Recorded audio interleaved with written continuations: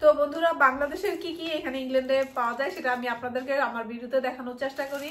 তো আজকে এখন আমার হাজবেন্ড কিছু মাংস এবং ভেজিটেবল নিয়ে আসছে, সেটা আমি আপনাদেরকে দেখাই যে বাংলাদেশের কি কি সে আজকে নিয়ে আসছে।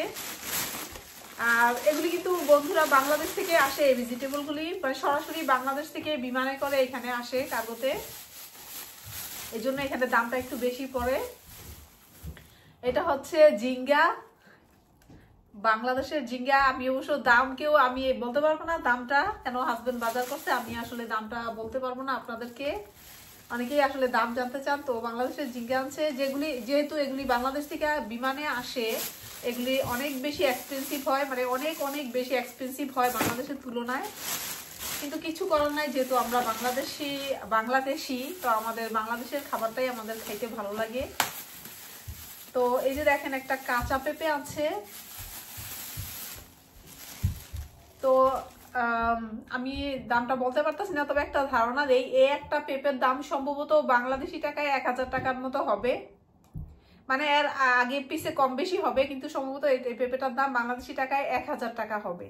আমি একটু ধারণা দিলাম আপনাদেরকে, আমি সঠিক এটা বলতে পারবো না অবশ্য।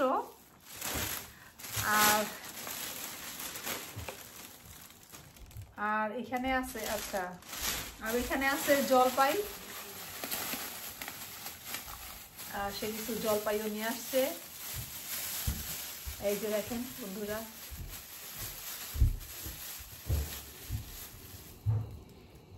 এই যে জলপাইগুলি কিন্তু একদম টসটসা, মানে একদম টসটসা, মানে বিমানে আসলো ওরা কিভাবে আনে, ফ্রিজিং করে কিভাবে আনে আমি জানি না, কিন্তু একদম মানে টসটসা থাকে।